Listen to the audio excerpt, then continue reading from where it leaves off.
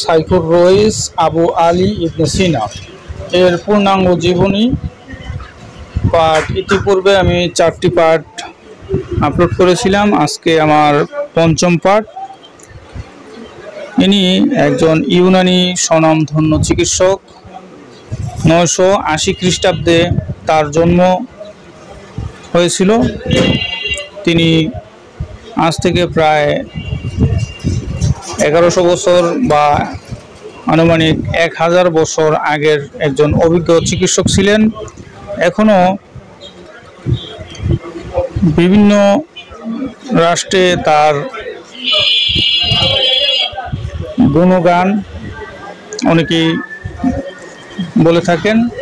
যেহেতু একজন অভিজ্ঞ চিকিৎসক, তাই তার জীবনী সম্পর্কে আমি আপনাদের মাঝে তুলে ধরব।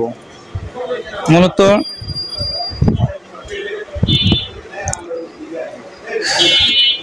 তিনি আরবি ও ফার্সি ভাষা একজন অপ্রতিদ্বন্দ্বী সাহিত্যিক ছিলেন। লেখক হিসেবে তার সাথে তুলনা করার মতো মানুষ সে যুগে কেউ ছিল না। তিনি এক বসায় বর্তমানে প্রচলিত ডিমাইল কাগজের মাপের 60 পৃষ্ঠা পর্যন্ত লিখতে পারতেন। লেখায় বসলে তার জন্য 12টি কলম প্রস্তুত রাখতে হতো। বিজ্ঞানের বিভিন্ন বিষয়ের উপর অনেক গ্রন্থ তিনি রচনা করেছেন। মান মন্দির তৈরিতে প্রাচীনকালের ধারণা তিনি পাল্টিয়ে সম্পূর্ণ নতুন আঙ্গিকে মন্দির তৈরির নকশা তিনি প্রবর্তন করেন। চিকিৎসা বিজ্ঞান ও বিজ্ঞানের বিভিন্ন বিষয়ে অনেক প্রাচীন সূত্রকে তিনি ভুল সাব্যস্ত করে তার নতুন সংজ্ঞা দান করেন, যা এখনো অমলিন হয়ে রয়েছে। তার রচিত অনেক গ্রন্থের মধ্যে আল কানুন ফি তিব্ব গ্রন্থটি আজও পৃথিবীতে তাকে অমর করে রেখেছে। বইটিকে চিকিৎসা বিজ্ঞানের বাইবেল হিসেবে আখ্যায়িত করা হয়। তাছাড়া কিতাবুশ শিফা নামক গ্রন্থটিও তার একটি অনন্য গ্রন্থ হিসেবে পৃথিবীতে সমাদৃত। সায়ক জ্ঞান বিজ্ঞান প্রাচীন ধ্যান ধারণাকে জ্ঞানের কষ্টি পাথরে যাচাই করে তার সত্য মিথ্যা প্রমাণ করে নতুন নতুন ধ্যান ধারণা ও তার গ্রন্থসমূহের সন্নিবেশিত করেন। এজন্য বলা হয় চিকিৎসা বিজ্ঞান একটি নির্দিষ্ট সম্প্রদায়ের মধ্যে সীমাবদ্ধ ছিল। হাকিম বোকরাত তাকে জনসাধারণের জন্য উন্মুক্ত করে দেন। চিকিৎসা বিজ্ঞান অবিন্যস্ত ছিল। হাকিম জালিনুস তার বিন্যাস করেন। চিকিৎসা বিজ্ঞান ছড়িয়ে ছিটিয়ে ছিল। হাকিম জাকারিয়া রাজি তা এক করেন। চিকিৎসা বিজ্ঞান অপরিপূর্ণ ছিল। হাকিম ইবনে সিনা তাকে পূর্ণতা আনয়ন করেন। শায়খ রইস ধর্মবিশ্বাসের দিক হতে সম্পূর্ণ স্বাধীন চিন্তার মানুষ ছিলেন। তাই তিনি সুন্নি যেমন ছিলেন না, ঠিক সেভাবে শিয়াও ছিলেন না। তার বর্ণনা মতে তিনি শিয়াদের ঘৃণার চোখে দেখতেন, অথচ তার পিতা ও ভাই ইসমাইলিয়া মতবাদের শিয়া ছিলেন।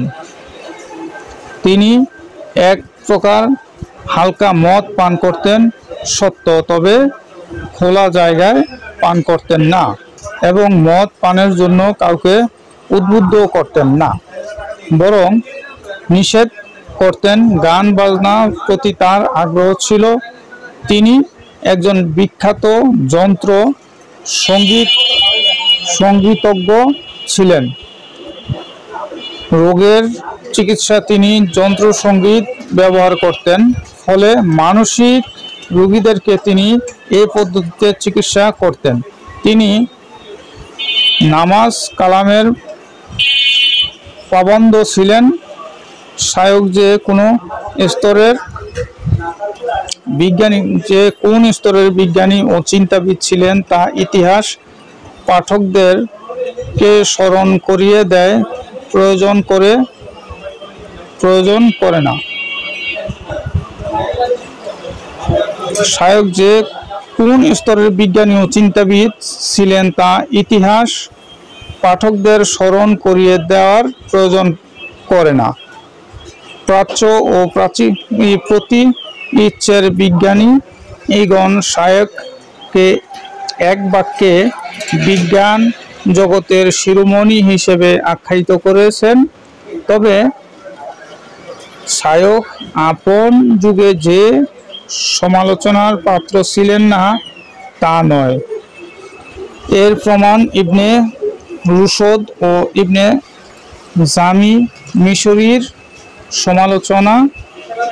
তাছাড়া তার মহাগ্রন্থ আল কানুন ফি তিব্ব এর আলোচনার উপরও অনেক প্রশ্ন রেখেছেন, যা কানুন গ্রন্থটি সকলের নিকট গ্রহণযোগ্যতার প্রমাণবহ।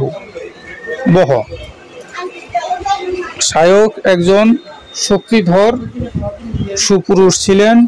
আলাউদ্দৌলার দরবারে থাকা অবস্থায় যুদ্ধের ময়দানে তিনি বৃহদান্ত্র রোগ বা মরজে কুলঞ্জ অথবা কলিক ডিজিজ এর আক্রান্ত হয়ে পড়েন। তাছাড়া অধিক যৌন মিলন ও মদ পানের কারণে শেষ পর্যন্ত তার মিজাজ খিটখিটে হয়ে যায়। তিনি নিজের দৈহিক শক্তি উপর অধিক আস্থাবান ছিলেন, তাই সর্বপ্রকার কাজকর্ম নিজেই সম্পাদন করতেন। নিজের চিকিৎসাও নিজেই করতেন। অপর কোনো চিকিৎসকের চিকিৎসার ব্যাপারে তিনি আস্থা স্থাপন করতে পারতেন না। পূর্ব হতেই অধিক আহার, অধিক দীর্ঘস্থায়ী সঙ্গম, অধিক মদ্যপান ও অধিক জাগরণের অভ্যস্ত ছিলেন। লোকে এ ব্যাপারে তার সমালোচনা করলে তিনি বলতেন যে আল্লাহ যে শক্তি সমূহ দান করেছেন আমি শুধু তার হকই আদায় করছি এবং তার মূল্য ও যথাযথ পূরণ করছি। যে বছর আমির আলাউদ্দৌলা সেনাপতি তাসকারের সাথে কুরুজ শহরের প্রধান ফটকে যুদ্ধে লিপ্ত হয়েছিলেন, তখনই তার পূর্বের কুলুনের বৃহদান্ত্রের ব্যথাটি মাথাচাড়া দিয়ে ওঠে।